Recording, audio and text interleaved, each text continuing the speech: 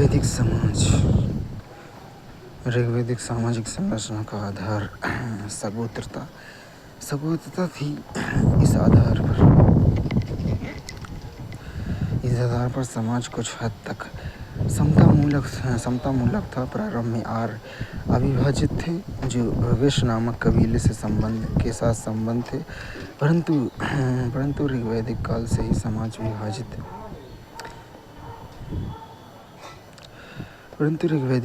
समाज विभाजित होने लगा। माना जाता है कि विभाजन का संबंध उत्पादन अधिशेष से रहा था। विभाजन का अर्थ हुआ कि वैश्य नामक संरचना टूट गया, उससे छोटा सा समूह बाहर निकल गया और फिर उसने समाज के बौद्धिक नेतृत्व का दावा किया। अंततः यह समूह पुरोहित के नाम से जाना जाता है। इसी प्रकार विश्व दूसरा समूह भी बाहर निकला तथा उसने समाज एवं क्षेत्र की सुरक्षा का दावा प्रस्तुत किया। कालांतर में यह वर्ग राजन्य क्षत्रिय के नाम से जाना गया। इस प्रकार ऋग्वैदिक समाज 3 भागों में विभक्त हो गया: पुरोहित, राजन्य, सामान्य लोग। प्रारंभ में वर्ण शब्द रंग का घोतक हुआ करता था तथा आर्य मूल निवासियों से अपने को पृथक दर्शाने के लिए इस शब्द का प्रयोग करते थे। परंतु ऋग्वैदिक काल के उत्तरार्ध में वर्ण शब्द का भी व्यंजक हो गया। तथापि यद्यपि इस परिवर्तन से सामाजिक गतिशीलता का पर कोई प्रभाव नहीं पड़ा और बहुधा कर्म परिवर्तन के साथ वर्ण परिवर्तन भी हो गया था।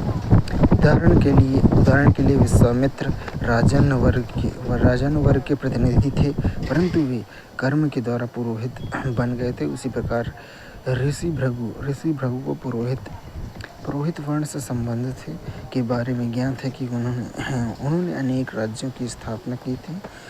ऋग्वेद के उस प्रख्यात सूक्त का भी उदाहरण लिया जा सकता है जिसमें एक छात्र कहता है कि मैं कवि हूँ, मेरे पिता चिकित्सक और मेरी माता अनाज पीसती हैं।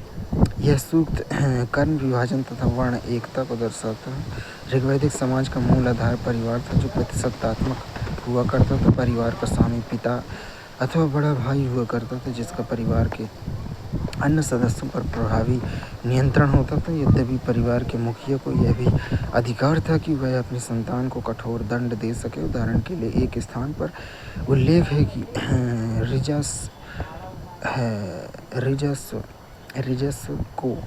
रिजस को उसके पिता ने अंधा बना दिया था। इन उदाहरण के बावजूद परिवार का मुखिया सामान्यतः क्षमाशील एवं करुणाशील भी ही होता था। प्रतिशतात्मक परिवार रहने के बावजूद स्त्रियों की दशा बेहतर थी। वीर पुत्रों के जन्म की कामना तो की जाती थी, परंतु पुत्रियों के जन्म को हतोत्साहित नहीं किया जाता था। पुत्रियों का भी उपनयन संस्कार किया जाता था तथा उनकी शिक्षा की व्यवस्था की जाती थी। अपाला, घोषा आदि विदुषी को तो वेदों की ऋचाओं को लिखने तक का श्रेय है। स्त्रियों को कुछ हद तक राजनीतिक अधिकार भी प्राप्त थे। उन्हें अपने पति के साथ यज्ञ में भाग लेने का भी अधिकार प्राप्त था। बाल विवाह का प्रचलन नहीं था। सामान्यतः लड़कियों का विवाह 16 से 17 की उम्र में होता था। विधवा विवाह तथा नियोग प्रथा का भी प्रचलन था। ऋग्वैदिक आर्य मांसाहारी शाकाहारी दोनों तरीके के भोजन ग्रहण करते थे। भोजन में दूध, घी, दही आदि पदार्थों का विशेष महत्व था। ऋग्वेद में नमक का कोई जिक्र नहीं मिलता है। वे सोम नामक एक मादक पदार्थ पीकर आनंदित होते थे। ऋग्वेद के 9वें मंडल में सोम की स्थिति में कई सूक्त लिखे गए। आर्यों के वस्त्र सूत, ऊन तथा मृगचर्म से निर्मित होते थे। पगड़ी धारण करना तथा आभूषण पहनना स्त्री तथा पुरुष दोनों में प्रचलित था। ऋग्वैदिक आर्य ऋग्वैदिक और अमोद प्रमोद के जीवन में विश्वास रखते थे। जीवन के प्रति उनका दृष्टिकोण पूर्णतः व्यवहारिक था। वे नृत्य तथा संगीत में आनंद लेते थे। रथ दौड़, घुड़दौड़ तथा पासा खेलना उनके मनोरंजन के साधन भी में शामिल थे।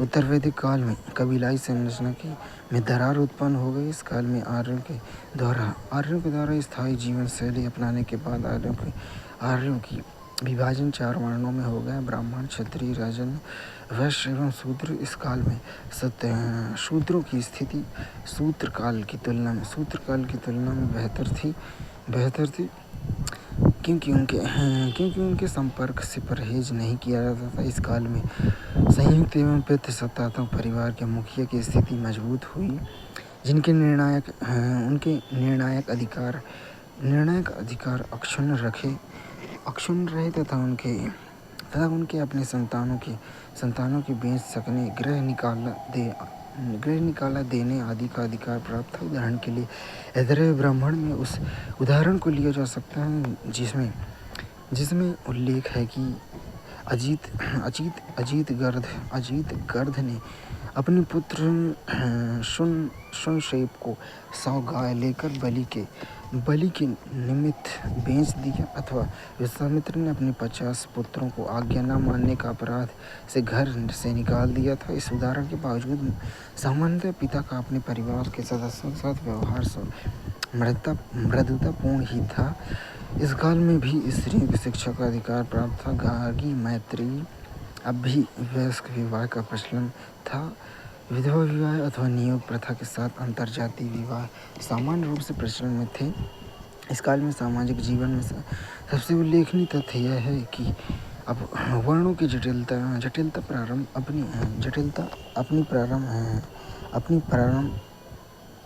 आनी प्रारंभ हो गई थी। धार्मिक और सामाजिक क्षेत्र में विभेद किया जाने लगा। शतपथ ब्राह्मण में 4 वर्णों की अंत्येष्टि के लिए 4 प्रकार के टीलों माउंट्स का उल्लेख है।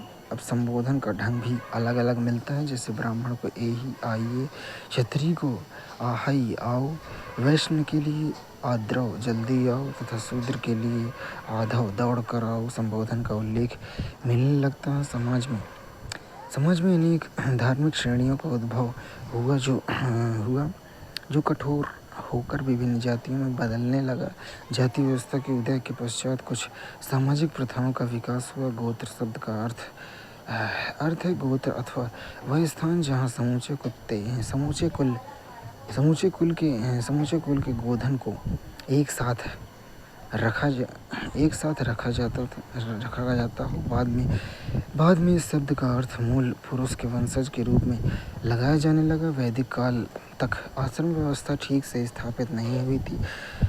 वैदिकोत्तर ग्रंथों में हमें 4 आश्रमों के बारे में जानकारी मिलती है: ब्रह्मचर्य, गृहस्थ, वानप्रस्थ और संन्यास। परंतु उत्तर वैदिक काल में 4थे आश्रम की अभी स्पष्ट रूप में स्थापना नहीं हुई थी।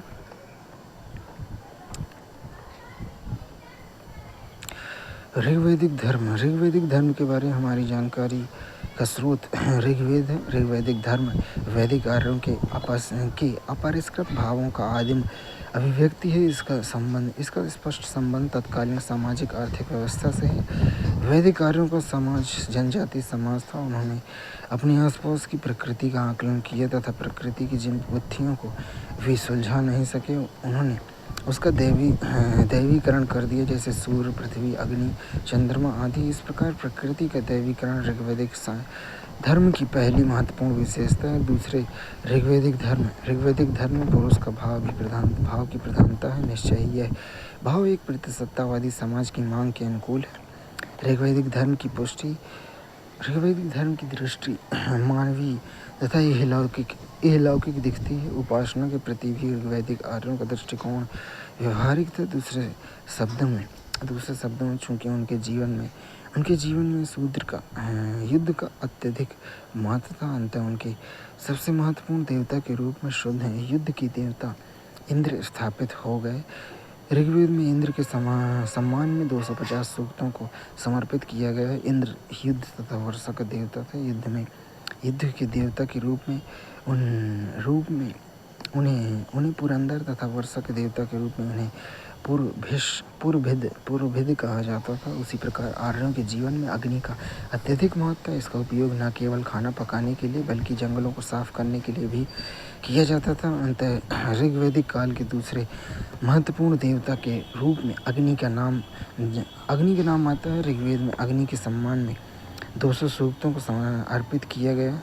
अग्नि का यज्ञ के देवता, पुरोहित के देवता तथा ग्रह देवता थे एवं वे मानव एवं ईश्वर के बीच मध्यस्थ की भूमिका भी निभाते थे। ऋग्वैदिक काल में तीसरी महत्वपूर्ण देवता वरुण थे। वरुण की परिकल्पना ऋग्वैदिक आर्यों की उच्चतर सोच को दर्शाती है। ऋग्वेद में वरुण को ऋतस गोपा यानी प्राकृतिक नियमों का रक्षक कहा गया है। वरुण अन्य देवताओं से इस रूप में भिन्न है कि अन्य देवताओं को संतुष्ट करने के लिए यज्ञ आवश्यक होता था। वहीं वरुण का सहयोग प्राप्त करने के लिए उपासक तथा नैतिक स्तर ऊंचा होना आवश्यक था। ऋग्वेद में इन देवताओं के अलावा भी अन्य अनेक देवता की चर्चा मिलती है। इन देवताओं में विष्णु, रुद्र, पूषण, आर्यन, अश्विन, मित्र आदि प्रमुख हैं। यह तथ्य ऋग्वैदिक आर्यों के बहुउद्देशीय स्वरूप की तरफ संकेत करता है। ऋग्वेद में देवियों का भी उल्लेख मिलता है, जैसे उषा, निशा, रात्रि, अरण्यई, सरस्वती आदि, किंतु देवियों की स्थिति देवताओं से नीचे मानी गई है। उदाहरण के लिए ऋग्वेद में यह सूचना मिलती है कि विपाशा नदी के किनारे इंद्र ने उषा के रथ के चक्के को चूर कर दिया। ऋग्वैदिक धर्म को एक अन्य महत्वपूर्ण विशेषता है क्षेत्रों के आधार पर देवताओं का विभाजन, अर्थात वायुलोक, अंतरिक्ष लोक तथा पृथ्वी लोक के देवता। ऋग्वैदिक धर्म में हमें धार्मिक एकाधिकवाद की प्रकृति को दिखाती है। दूसरे शब्दों में सभी देवताओं को वैकल्पिक रूप से श्रेष्ठ माना जाता था। अग्नि के संदर्भ में यह चर्चा की गई कि अग्नि एक है अथवा अनेक, अनेकों में एक है अथवा एक में अनेक। उसी प्रकार ऋग्वेद में यह भी घोषित किया गया है कि सत्य एक है, परंतु विप्र उसे अलग अलग नाम देते हैं। उपयुक्त प्रकरण में हमें एक ईश्वरवाद की झलक मिलती है। ऋग्वैदिक काल में उपासना की 2 विधियां प्रचलित थी, प्रार्थना एवं यज्ञ। यज्ञ की तुलना में प्रार्थना को अधिक महत्वपूर्ण माना जाता था। प्रार्थना 2 प्रकार की होती थी, व्यक्तिगत तथा सामूहिक। यद्यपि यज्ञ का भी प्रचलन था, परंतु यज्ञ में मंत्रोच्चारण एवं पशु बलि को महत्व प्राप्त नहीं था। यज्ञ में प्रायः अनाजों की आहुति दी जाती थी। ऋग्वैदिक आर्यों ने अपने देवताओं की परिकल्पना मनुष्य रूप में ही की तथा उनमें मानवोचित गुणों को समाहित कर दिया था। देवता तथा मनुष्य में अंतर सिर्फ इतना रह गया कि देवता मनुष्य से ज़्यादा शक्तिशाली होते थे तथा उनमें मानवीय दुर्बलता का समावेश नहीं था। इस तरह देखा जा सकता है कि ऋग्वैदिक धर्म का दृष्टिकोण इहलौकिक तथा मानवीय था। ऋग्वैदिक आर्य मोक्ष अथवा निर्माण के लिए नहीं बल्कि भौतिक सुखों की प्राप्ति के लिए उपासना करते थे। यहाँ उपासना का उद्देश्य था प्रजा, पुत्र, धन की प्राप्ति। इस प्रकार ऋग्वैदिक धर्म एक ऐसे समाज की जिनमें अभी पर्याप्त विभाजन नहीं था, अभिव्यक्ति था। उत्तर वैदिक कालीन धर्म ऋग्वैदिक धर्म की ही तरह उत्तर वैदिक धर्म भी अपने रूप में बहुउद्देशीय था, परंतु इस काल तक अनेक उल्लेखनीय परिवर्तन देखने को मिलने लगे। इस काल में धर्म तथा दर्शन के क्षेत्र में भी परिवर्तन दिखता है। ऋग्वैदिक काल से उत्तर वैदिक काल में देवताओं की स्थिति में महत्वपूर्ण अंतर देखने को मिलता है। उदाहरण के लिए ऋग्वैदिक काल में इंद्र, अग्नि, वरुण तीनों सबसे महत्वपूर्ण देवता के रूप में स्थापित, परंतु उनके स्थान पर अब प्रजापति विष्णु रुद्र स्थापित हो गए। तथापि यद्यपि ऋग्वैदिक देवताओं का भी अस्तित्व बरकरार रहा था। इस प्रकार गुप्त काल में विकसित त्रिदेव की परिकल्पना का आधार यहीं पर निर्मित हो गया था उत्तर वैदिक काल में उत्तर वैदिक काल में उपासना की पद्धति विशेष रूप से परिवर्तन दिखाई देता है। अब यज्ञ का महत्व बढ़ गया था तथा उनमें भी जटिल कर्मकांड का समावेश हो गया था। कर्मकांडों के पीछे छिपे रहस्य को जानने का प्रयत्न किया जाने लगा था। यज्ञ में इस हेतु मंत्रोच्चारण तथा पशु बलि पर विशेष बल दिया जाने लगा। जीवन को संस्कारों से बांध दिया गया। इन परिवर्तनों का सामाजिक सरोकार यह है कि ब्राह्मणों ने यज्ञ के माध्यम से अपनी स्थिति सुदृढ़ कर ली। यज्ञ के पक्ष में यह प्रचारित किया जाने लगा कि स्वयं इस दृष्टि का निर्माण भी यज्ञ से ही हुआ है और प्रजापति भी यज्ञ के अधीन है। इस प्रकार के व्यापक स्तर पर किए जाने वाले यज्ञों का आयोजन सामूहिक रूप से होता था। यज्ञों में राजा तथा उस जन समुदाय के सभी सदस्य भाग लेते थे। वाजपेयी, अश्वमेध, पुरुषमेध जैसे यज्ञ महत्वपूर्ण थे। इन यज्ञों से राजा की शक्ति में भी बढ़ोतरी हुई लगती है। इन यज्ञों में बड़े पैमाने पर पशुओं की भी बलि दी जाती थी। इन यज्ञों का सबसे अधिक लौकिक फायदा पुरोहित वर्ग को ही होता था, क्योंकि यज्ञ के पश्चात उसे गाय, सोने, कपड़े आदि प्राप्त होते थे। इस काल तक यज्ञ में भूमि दान प्रथा का विकास नहीं हो पाया था, किंतु उत्तर वैदिक काल के अंत में धर्म के क्षेत्र में कुछ नवीन प्रवृत्तियां विकसित होने लगीं। आगे यही प्रवृत्तियां बुद्धकालीन धार्मिक व्यवस्था के रूप में दृष्टिगोचर होने लगीं। उदाहरण के लिए इस काल में पहली बार पुनर्जन्म की अवधारणा का विकास हुआ। इसकी चर्चा बृहदारण्यक उपनिषद में मिलती है। 6वीं तथा 7वीं सदी ईसा पूर्व में इस सिद्धांत पर बल दिया जाने लगा। आत्मा की अपरिवर्तनशीलता, अविनश्यता और अमरता पर बल दिए जाने से स्थायित्व की संकल्पना को बल मिला। उत्तर वैदिक काल के अंत तक आते आते अनुष्ठानिक प्रधान वैदिक धर्म के विरुद्ध प्रतिक्रिया सर्वप्रथम उपनिषद के चिंतन में अभिव्यक्त हुई है।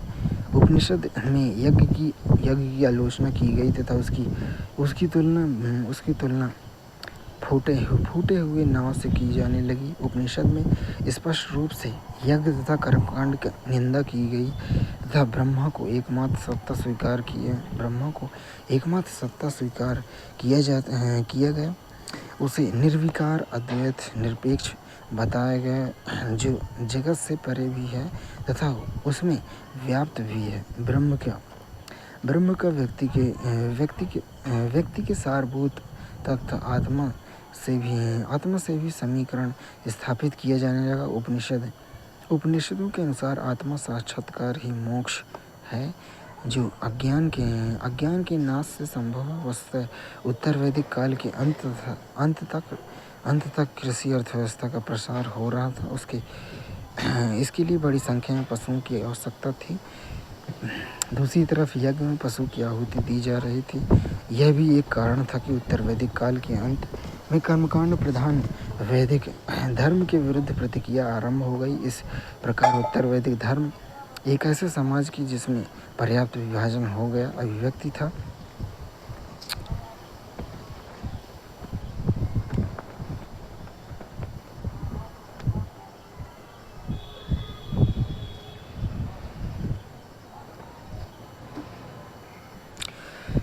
वैदिक दर्शन, वैदिक साहित्य में आर्यों की गूढ़ चिंतन एवं जिज्ञासा भी अभिव्यक्त हुआ है। इसे हम प्राचीन भारत के प्रारंभिक दर्शन के रूप में स्वीकार कर सकते हैं। वैदिक धर्म का स्वरूप बहुदेववादी था, किंतु आरंभ से ही संदेहवाद का एक स्वर उभरने लगा था। उदाहरण के लिए ऋग्वेद में इंद्र से संबंधित सूक्त में ऐसा कहा गया है कि इंद्र कहाँ है, वास्तव में वह है ही नहीं। उसी प्रकार ऋग्वेद में हमें एकेश्वरवाद का तत्व भी मिलने लगता है। यथा ऐसा कहा गया है कि सत्य एक ही है, जिसे ऋषियों ने अलग अलग नाम दिए। उसी तरह अग्नि वाले प्रकरण में यह कहा गया कि अग्नि एक है अथवा अनेक। फिर ऋग्वेद का अध्ययन करने पर हमें यह भी ज्ञात होता है कि ईश्वरवाद के साथ साथ इसमें सृष्टि के निर्माण में एक स्वनिर्मित प्रक्रिया पर भी बल दिया गया। उदाहरण के लिए पुरुषोक्त में एक विराट पुरुष के शरीर से 4 वर्णों के अतिरिक्त चंद्रमा, सूर्य, इंद्र और अग्नि जैसे देवताओं को उत्पन्न होते हुए दिखाया गया है। उत्तर वैदिक काल में यज्ञ की प्रधानता बनी रही। ब्राह्मण ग्रंथों के द्वारा याज्ञिक अनुष्ठानों पर विशेष बल दिया गया, किंतु शीघ्र ही अरण्यक ग्रंथों में धार्मिक अनुष्ठानों के प्रति एक विरक्त का भाव पैदा होता है तथा मनन एवं चिंतन पर विशेष बल दिया जाता है। अरण्यक का अर्थ ही है कि जंगलों में एकांत में बैठकर गूढ़ चिंतन करना।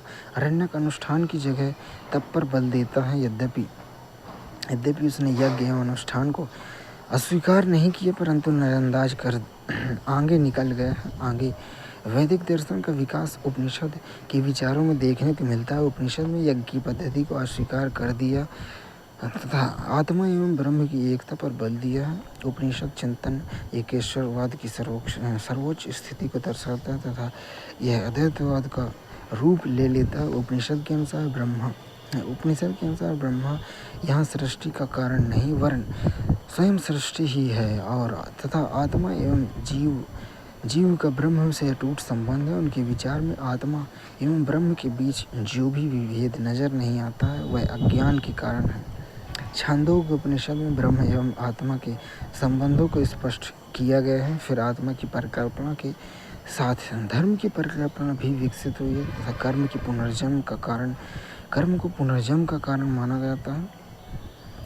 आत्मा के आगमन का सिद्धांत पहली बार स्पष्ट रूप में बृहदारण्यक उपनिषद में उभर कर आया है।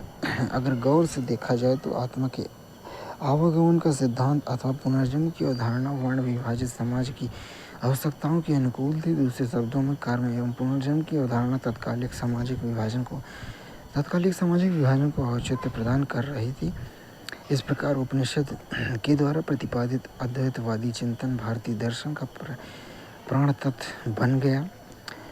वैदिक युग का महत्व उत्तर भारत में सामाजिक और सांस्कृतिक संरचना के विकास में वैदिक सभ्यता का प्रत्यक्ष योगदान रहा। फिर वैदिक संस्कृति का प्रसार दक्षिण भारत तथा भारतीय उपमहाद्वीप के अन्य भागों में ही हुआ।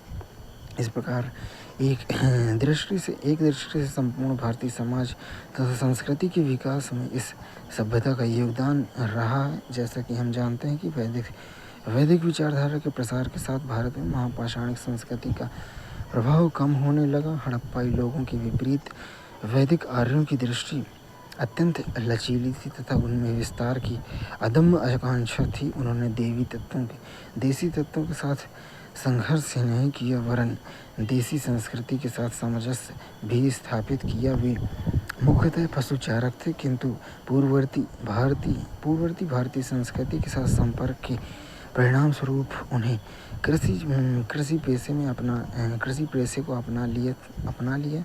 फिर आर्यों के द्वारा गंगा यमुना दोआब के क्षेत्र में कृषि का प्रसार किया गया। बेहतर किस्म के हथियार एवं रथ के माध्यम से इन्होंने अपने शत्रु पर विजय पाई तथा प्रकृति एवं पर्यावरण के साथ संघर्ष कर बस्तियों का विकास किया।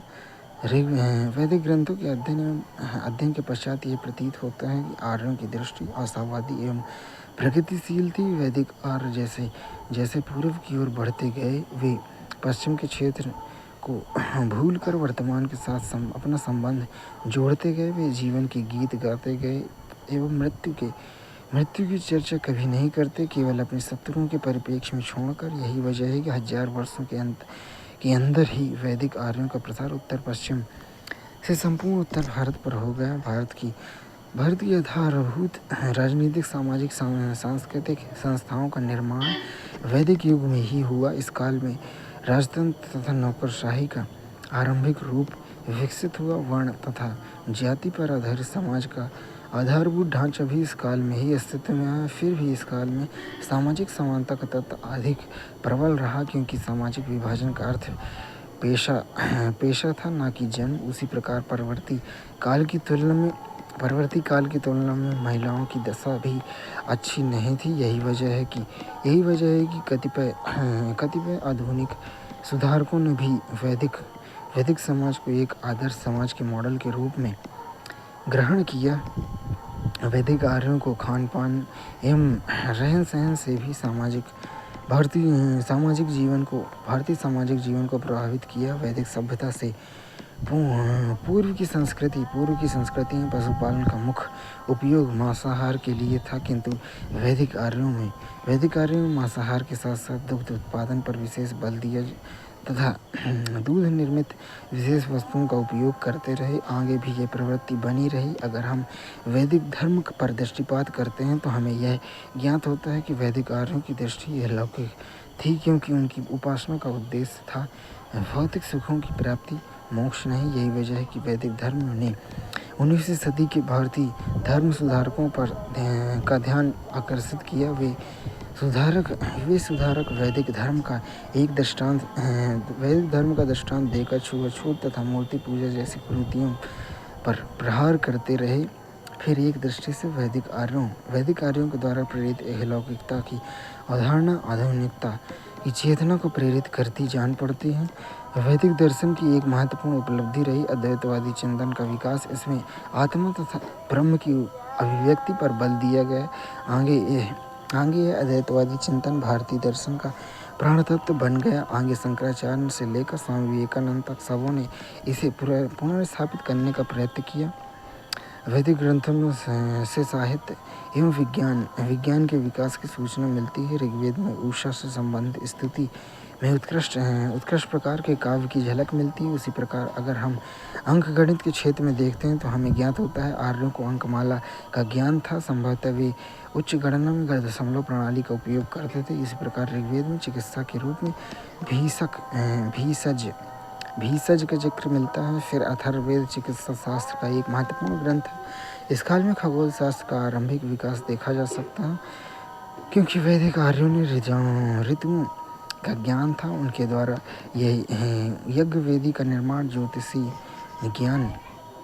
ज्योतिषी ज्ञान को दर्शाता है। इस प्रकार हम देखते हैं कि साहित्य एवं विज्ञान के क्षेत्र में आर्यों का अपना योगदान रहा। उसी प्रकार सामवेद ग्रंथ जो संगीत शास्त्र पर आरंभिक ग्रंथ है, संगीत में उनकी रुचि को दर्शाता है। भारत में 2000 ईसा पूर्व से 500 ईसा पूर्व तक बस्ती का स्वरूप, अर्थव्यवस्था, सामाजिक संगठन तथा धर्म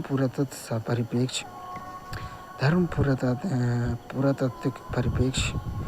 हड़प्पा सभ्यता के पतन के पश्चात भारतीय उपमहाद्वीप में 2000 से 500 ईसा पूर्व के बीच अनेक ग्रामीण संस्कृतियाँ विकसित हुईं। इसमें से कुछ संस्कृतियों में तांबे तथा पत्थर के औजारों का सम्मिलित रूप में उपयोग होता था। अंत उनकी पहचान ताम्रपाषाण कालिक संस्कृति के रूप में की गई। इस समय कुछ संस्कृतियाँ ताम्र चरण को पार करते हुए लौह चरण में पहुँच गए थे। इन संस्कृतियों के अध्ययन का महत्व इस बात में है कि लगभग ये सभी संस्कृतियाँ अपने स्वरूप में ग्रामीण एवं कृषि तथा एवं पशुपालन पर आधारित थी। आगे चलकर संस्कृतियाँ सामान्य भारतीय जीवन में घुल मिल गईं। 2000 से 500 ईसा पूर्व तक भारतीय उपमहाद्वीप के विभिन्न क्षेत्रों में उन संस्कृतियों का विकास दिखता है, जैसे गंगा यमुना द्वीप, दक्षिण पूर्वी राजस्थान, मध्य प्रदेश के पूर्वी भाग, पश्चिमी महाराष्ट्र, पूर्वी तथा दक्षिणी भारत आदि, उत्तरी भारत तथा ऊपरी द्वीप क्षेत्र में गैरिक मध्यभाग संस्कृति संबंध स्थलों का जमाव देखा जा सकता है। ये स्थल आमतौर पर नदियों के तटों पर स्थित हैं। उनमें से आलमगीरपुर, अहिच्छत्र, हसीनापुर, अतरंजी खेड़ा, राजपुर, परसू, बहादुराबाद आदि स्थल महत्वपूर्ण हैं। गंगा यमुना द्वीप एवं पश्चिमी उत्तर प्रदेश में गैरिक मध्यभाग संस्कृति का प्रथम साक्ष्य बदायूं के पास रिसौली तथा बिजनौर के पास राजपुर परसू में मिला है। गैरिक मध्यभाग संस्कृति संबंधित लगभग 110 स्थल प्रकाश में आए हैं। आलमगीरपुर, हसीनापुर, अहिच्छत्र जैसे स्थलों पर गैरिक मध्यभाग संस्कृति के आगमन के पश्चात कुछ समय तक खालीपन कुछ समय तक खालीपन दिखता है, परंतु आगे इन्हीं क्षेत्रों के चित्रित धूसर मृदभांड पीजीडब्ल्यू संस्कृति का विकास हुआ है। चित्रित धूसर मृदभांड स्थल ऊपरी द्वाब के अतिरिक्त गंगा सिंधु विभाजन तथा सतलज नदी के विकास तक फैले हुए थे। अंततः अब तक इससे संबंधित लगभग 750 स्थल प्रकाश में आए हैं। चित्रित धूसर मृदभांड का आरंभ साक्ष्य 1946 में अहिच्छत्र से प्राप्त हुआ है। प्रकाश में आए 750 स्थल से में लगभग 30 स्थलों की खुदाई हुई है। उनमें से 4 स्थल ऐसे हैं जहां से चित्रित धूसर मृदभांड के साक्ष्य मिलते हैं, परंतु लोहे के उपकरण प्राप्त नहीं होते हैं, जैसे भगवानपुरा, धेरी, नागर तथा कठपालन। अंततः इन स्थलों को परवर्ती हड़प्पा सभ्यता का विस्तार माना गया है। चित्रित धूसर मृदभांड पीजीडब्ल्यू संस्कृति से संबंधित उसमें सबसे बड़ा स्थल हरियाणा के बुखारी में पाया गया है, जहाँ के उत्खनन से ज्ञात होता है कि हम संस्कृति के अंतर्गत मकान सरपट बनाए जाते थे तथा उसे मिट्टी में पाथा जाता था और जखेरा से खेती के उपकरण जैसे हंसिया, कुदाल की प्राप्ति हुई है। हस्तिनापुर से चावल तथा अतरंजी खेरड़ से जौ एवं गेहूं प्राप्त हुआ है।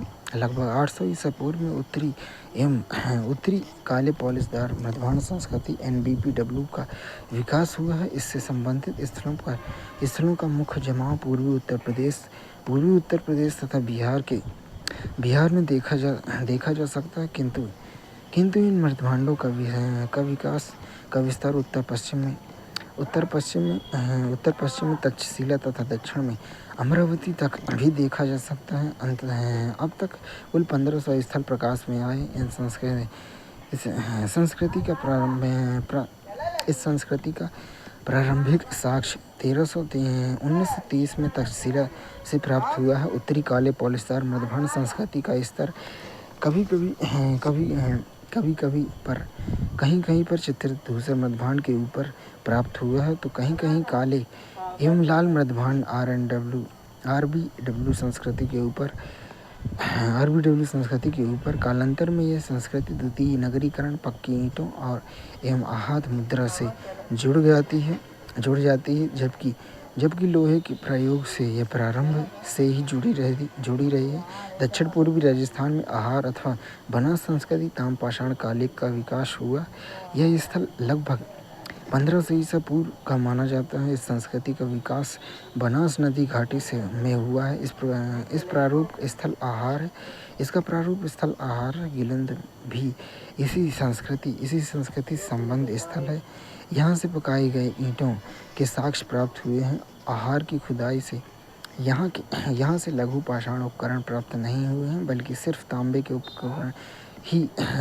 उपकरण ही प्राप्त हुए हैं। इसलिए आहार को ताम्रवती नाम से जाना जाता है। आहार के मकान लकड़ी तथा कच्ची मिट्टी से प्राप्त नहीं, बल्कि पत्थर से निर्मित हैं। फिर मध्य भारत में मालवा संस्कृति का विकास हुआ है। इसका काल 1800 ईसा पूर्व से 1200 ईसा पूर्व तक माना जाता है। इससे पहले यहाँ तक कैथा संस्कृति 2000 ईसा पूर्व से 1800 ईसा पूर्व का भी विकास हुआ है। मालवा संस्कृति से संबंध क्षेत्र मालवा, कैथा तथा एरण है।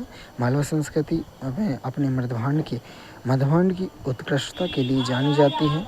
1400 से 700 ईसा पूर्व के आसपास महाराष्ट्र क्षेत्र में जोरवे संस्कृति का विकास हुआ। जोरवे संस्कृति के अंतर्गत घरों की बनावट वर्गाकार, आयताकार तथा वृत्ताकार हुआ करती थी। घरों के दीवारें मिट्टी या गारे को मिलाकर बनाई जाती थी। जोरवे संस्कृति का सबसे बड़ा स्थल दैमाबाद है। दैमाबाद से संस्कृति के चार मुख्य स्तर प्राप्त हुए हैं, जैसे आहार संस्कृति, मालवा संस्कृति, जोरवे तथा परवर्ती हड़प्पा संस्कृति। दैमाबाद से उत्खनन में तांबे की विभिन्न आकृतियों जैसे